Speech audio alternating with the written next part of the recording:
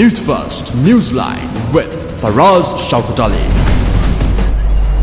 Good morning and a very warm welcome to Newsline, live from the Newsfirst studios in Colombo. And on this wet morning, I'm joined by my colleague, Bandula. Good morning, Bandula. Ayubowan, Faraz. Ayubowan, Vanakkam. And thank you for being on the show, Nandri. And we're also joined by this activist, campaigner for better power, in the form of Vidura Ralanawa. Good morning to you, Vidura. Good morning, Faraz. Good morning, Bandula. It's absolutely wonderful to see you here. You're not flooded out, obviously. Or No, did I'm you come not. by boat? No, I came by car, so I'm not flooded out. Good, excellent. Before we get to you, I just want to, I noticed a few things on the newspaper this morning, Bandula, and for long, in terms of corruption and hiding monies and so on, and a lot of speculation, purely speculation, has been a name that has been around but has never really quite made an investigatory process. Yes. And in that context, the Daily Mirror this morning reports on its front page about the FCID having questioned businessman Atiru Kumar Nadesan over the purchase of a land said to have been owned by or funded by the former Minister of Economic Affairs, Basil Rajapaksa. Now, He's been grilled, right? Yes, he's been grilled. It says grilled. Grilled, not questioned. Yes, yeah. It's a wonderful word, that grilled. And apparently he's been held for over 5 hours. That's a long time for us. That's a long time for somebody who hasn't been questioned before. But it goes to show, Bandula, that these organizations and these agencies are actually doing their job. They're trying. They've got so many cases.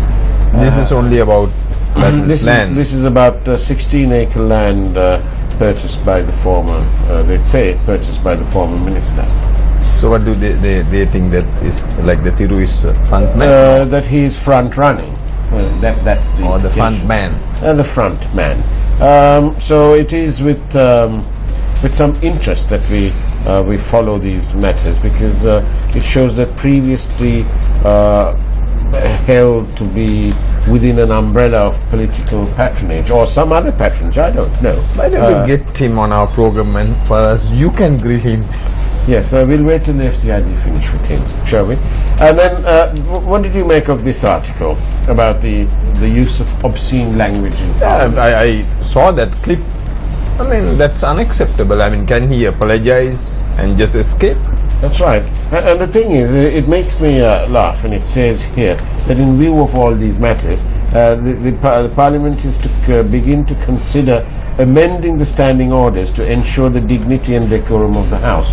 I say, in answer to that there are enough rules as it is. And also, I watched a clip where Harin Fernando says that, okay, the Australian Prime Minister says this, New Zealand. I haven't heard things like that. That's so true. he just had to say sorry instead of bringing or comparing others and say bringing the Australian Prime Minister or the New Zealand Prime Minister. His Indeed. fault, accept it, but not to say because they said who is he? That's true. But a couple of weeks ago or 3 weeks ago, we saw the Speaker, Mr. Karujai Surya, who handed a 1-week suspension to those two fellows who hit each other. And during that suspension, one MP went to a school by force and got a child admitted. The UNP MP. He did Sorry. that. So what about the punishment for that? That's true. So, it appears to be all very lopsided, and they expect the people to believe that they're doing a good job. Well, I don't think they're doing a good And job. Do you also, think they're doing a no good job? wonder for us, we would have seen, like it's in the papers, the media, and that the people who are suffering, Yeah, booed at some ministers. that's right, they did. Yeah, they did. That's right. We won't want to embarrass them further, but they've been booed because apparently they only get there during election time, and then And it's Never interesting. thereafter. Interesting. The Defence Secretary today, if you read the Daily News, the headlines, Defence Secretary is asking politicians not to go to these places. well, He's telling the politicians. That's right. In the Daily Mirror, we have a thing that says, it is the good nature of Sri Lankans to visit the disaster-hit areas and help the victims, but this had hindered the relief workers. So says our Defence Secretary, Mr. Karasena Hetirachi. And it's very, Defence Secretary urges politicians. That's very interesting for us. Indeed, yes, that's right. It would help if they didn't go and try and get mileage. That's all they're doing it for, really, because they don't go there at other times after the election. And for us, very interesting. Some people were telling me that you don't need politicians for this because the mass are ordinary people. Yeah. This organization, people have gone. If not for the media, right, nothing of these things would have happened. This is what people are appreciating. That what the media has done. Perhaps the disaster management or disaster management ministry, isn't it? Perhaps they should contact our group because we now know a thing or two about how to respond rapidly to disaster relief. And so perhaps our company might want to train the government. And we also should recognize that our company has been recognized by the United Nations, and That's right. that's what Siobhan is at the World Humanitarian That's right. Summit. Our group director, Mr. Daniel, is out there at the UN Humanitarian Summit. He's speaking on the Gum Madda and making a presentation on that. On the forgotten people. Yes. Oh, wonderful. Well done for that, actually. Talking about disaster management and so on, let's ask Vidura. Vidura, why are there floods? Is it as simple as there's too much of water or is there some other underlying cause? There's always floods and there's always will be floods. Right. I think if you look at a river occasionally floods. That's the way it works. There are some rivers that flood every year. There are some rivers that flood much less frequently than that. I mean, we all know that the Nile is supposed to flood every year. But what we are looking at is a phenomenon that's much different to what we had in the past, which is a very frequent flooding. And if you take this year, for example, quite an intensive flooding. I think there are two reasons that contribute to this. And first one is actually the warming that the world has experienced, and this is affecting the flooding in two particular ways. One is when the atmosphere is warmed up, it has the capacity to hold more water vapor. Right. So when it rains more. That's number one. And number two is the storm systems are reacting to the temperature of the ocean. So when the ocean is warmed up, the storms that are created through that is actually much more powerful than when the water is colder. So, Vijay, is it that the all these emissions, that various things that we do to as you keep pointing out to us, the environment is warming up? Yes. Is it localized? No, it's not localized, but one of the things that has been happening is that so we cannot say just because Sri Lanka emitted so much there is a direct impact to Sri Lanka, because the emissions are distributed. But one of the impacts of the global warming phenomena is the continuous increase of temperature of the Indian Ocean. So Indian Ocean... So it's a continuous rise. Yes, for the last 50 years, 60 years it has been rising. Right. And some scientists think that because it's not linked, Indian Ocean in the north is covered from the subcontinent, which is not the same for Atlantic and Pacific Oceans. And that may be creating this. So and we saw, for example, this year in March, the sea surface temperature of Indian Ocean go up to 31.5 degrees, which is very high. So that warming, so there is a localized effect in Indian Ocean due to the global warming as a phenomenon. Right.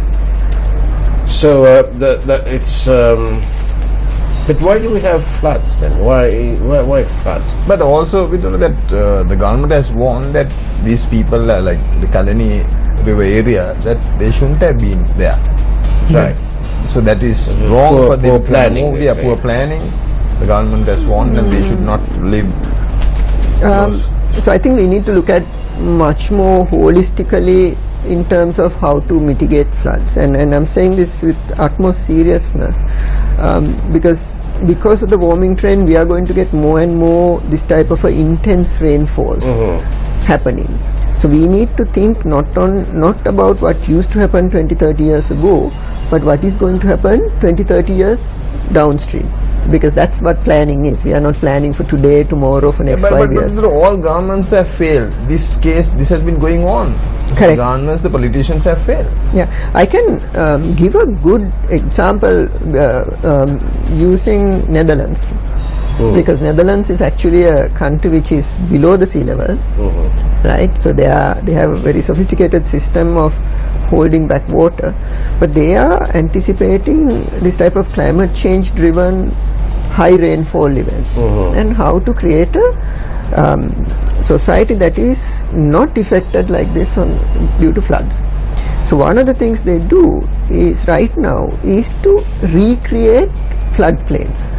So what does that mean? So normally when there's excess water on the river floods. What has happened is in all countries in the world, and this is not a local phenomenon, so there's no point in isolating saying Sri Lanka is exceptionally bad compared to any other country. Floodplains is the river banks are places that people normally gravitate to. So what Netherlands is doing is they are buying off this land from the people and creating it as a national floodplain. And the way they finance it is, what they're saying is, okay, every time it floods, there's a big economic impact. The government has to spend money for all of this. Let's collect all this money we are going to pay for next 30 years, put it in a fund, use that fund to buy up land and help people move out of the floodplain, so that you allow the river to flood in a controlled manner. So that's a very different approach to what is practiced in most countries currently, and this I bring in even countries like UK does the same thing that we do, is that every time it floods we go and say, okay, we do the relief effort, we help people build up, which works until the next flood comes. On that note, we'll take a short break and come right back and discuss the need for good, clean power. Stay tuned to News First. We'll be right back. Welcome back to Newsline, live from the Newsfirst studios in Dorset Street in Colombo, and joining us is that activist on better and cleaner power, not the kind of power that Bandula is familiar with, but we're talking about power as in powering the nation, electricity-wise. Vidura, how goes our concerns about additional coal? Are the authorities listening to what the people and to organizations and consultants and activists like yourselves? Sampur. What is happening? Are they actually listening, or are they paying lip service? What's going on?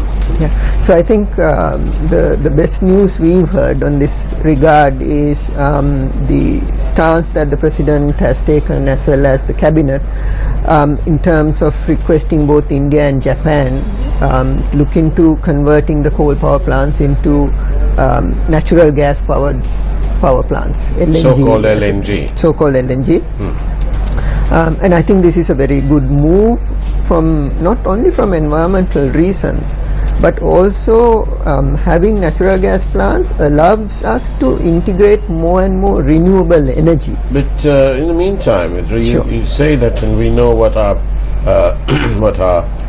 president has said. Yeah. And His Excellency is making, as you say, very valid and powerful point, which will affect not now, but will have a long-term effect. And in that context, we have the managing director of the Trincomalee Power Company, who says that he's had no such instructions from his people, and that he says the project will go on. That's the Indian company. That's the Indian company. Because President took it up with Prime Minister Modi. That's and right. he has objected, but yesterday's report said that they're still continuing with it. What's the real story? Are you aware? Can you throw some light on this? Yeah, what we heard on the news is that in the cabinet this discussion was taken up. Yeah. And both President and Prime Minister as well as the rest of the cabinet have decided that the coal should not be a power pathway for Sri Lanka in the future. So this was what was taken as a decision as far as we know. Of course, if you look at this complete story from the beginning that we got involved, there was always differing statements that was put up by various people connected to this. LNG on, LNG off, coal on, coal off, Sampur on, Sampur off. So as much as you are, I'm also not sure 100% where the situation is, but I think President and Prime Minister have both made their position very clear, and I'm hoping that these decisions which were taken with much foresight will stand as we move forward. Vidra, how much of this concern on coal and its negative effects, if we put it that way, how much of that is a Western luxury? So I think this is a very good question, and we need to tackle this. It's ironic that after coming in the most intense heat wave that Sri Lanka has ever faced, and India it's worse. I mean, there's one city which has gone to 51 degrees Celsius last week. On top of the most significant heat wave, then followed by perhaps the largest flood event in a quarter of a century, that we think climate change is a Western problem. I think we need to get rid of that idea, because the impact it has on poor people is significantly higher than Western. My worry about it is that climate change is going to be the single largest barrier for this country's development. Imagine if we are fighting this type of flood event and the economic damage related to this every 1 to 2 years, which has been the norm. How are we supposed to develop and be better? So this is a problem.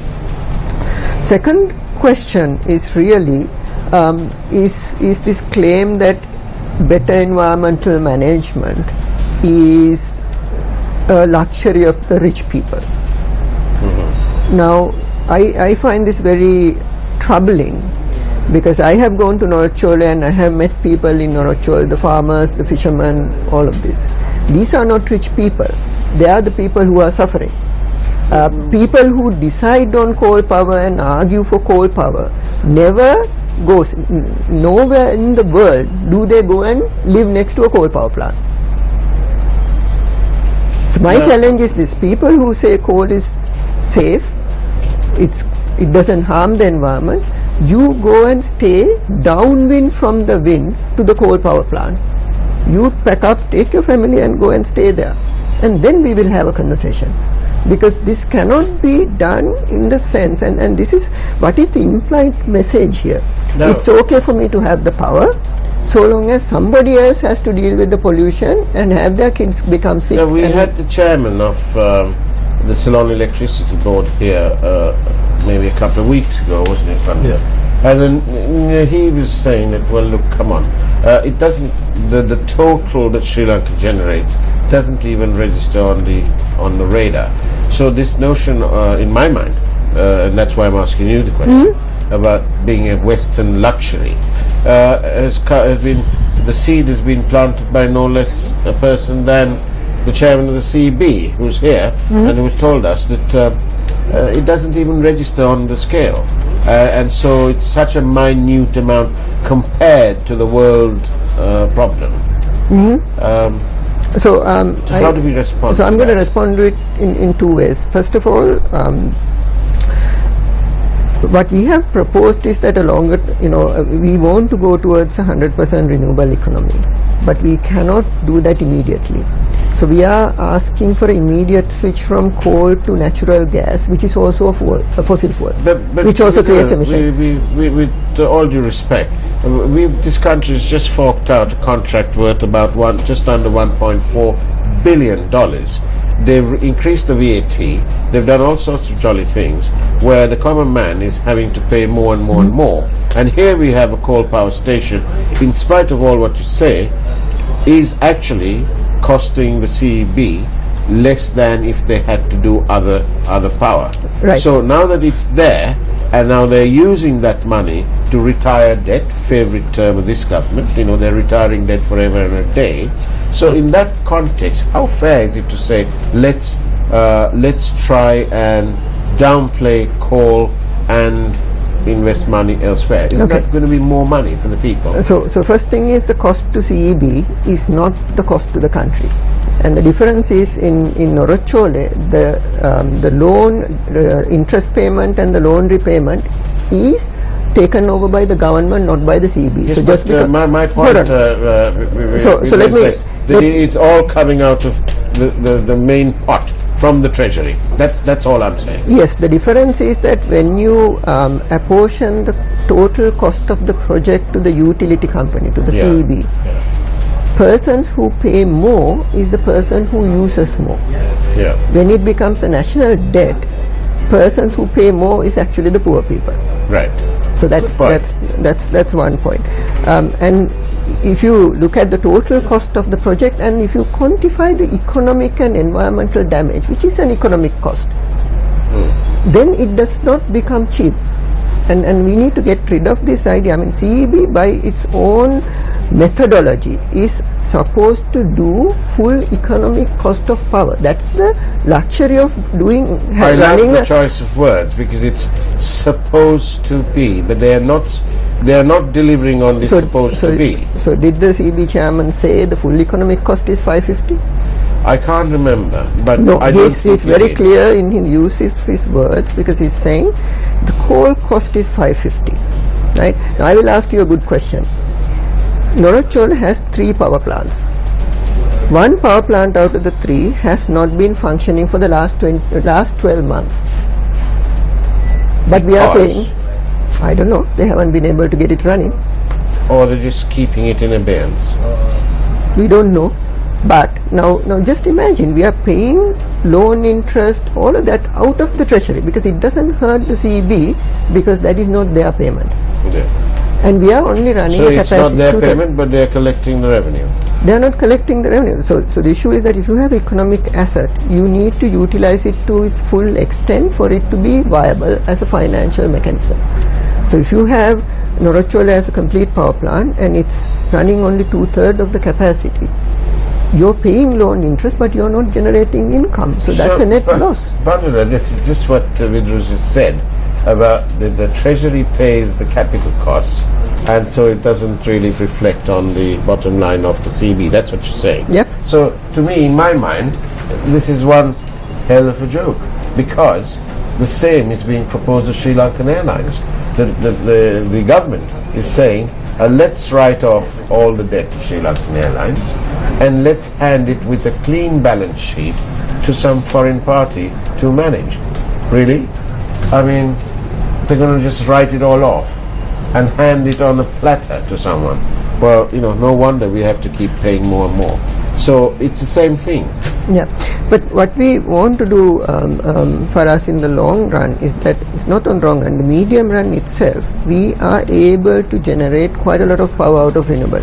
And the reason is this: when Norachole, and you mentioned Norachole, when Norachole came into, when we started on that project, renewable energy and all other energy, including natural gas, was not price competitive with coal. So what was true when we started on Norachole is no longer true. Natural gas is competing in price at this point of time. Per megawatt, how much will it cost? It will cost almost the same cost as coal. When you say, which cost are we talking about? Capital costs? Yeah, so there are running costs. There are 3 costs that are associated with all power plants. Right. One is the capital cost of the power plant. Yeah. Then there is the capital cost, the cost of the fuel and the fuel unloading process, and then the transmission.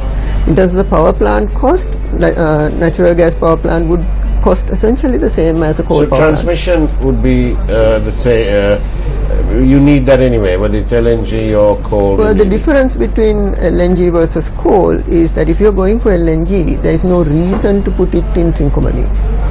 And if you put it close to the west coast, you can actually take away the complete transmission line cost, which is significant. Why is that? Because the load that we are generating power for is actually in the western side. Right. Okay. We are trying to do it in Trincomalee because we think that we can unload the coal in Trincomalee because there is a harbour. There's a SMS from a viewer. Sure. Is he aware as to how many megawatts of solar power is recommended and approved, and what has happened to the LOIs already issued? So my understanding is that there are 30 megawatts, three 10 megawatt plants coming up in Hambantota. Right. And I saw in the papers that there's another 10 megawatts of solar thermal that's been given to Kilinochchi area. But I think there is much more that we can utilize by looking at rooftops.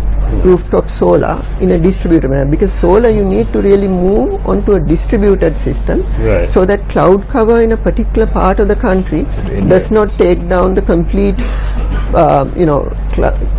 it actually neutralizes. One of the things that we've found out in the last month or so, we used to say that the peak demand in Sri Lanka, the highest energy requirement, is actually between 6:30 to 10:30. This is shifting to the daytime. Now, Midri, it's been a very entertaining morning, actually, and thank you for your comments. But we've run out of time. But I think you're going to be on one of our other programs on Face the Nation. Shouldn't you end with a happy note? So we look forward to having you there. Thank you for being here today. And a small news item from the Facebook of this world. It says here that Daniel Craig recommends Arjuna Mahendran as the next Bond, saying he has already made a killing. On that note, that's Killing from bonds. Yes. So on that note, the Facebook is full of little jokes like this, isn't it? Yeah. Thank you very much, Bandula, for your presence and for that input. And thank you for watching Newsline. We look forward to seeing you same place, same time tomorrow. In the meantime, take care, have a great day, and God bless you.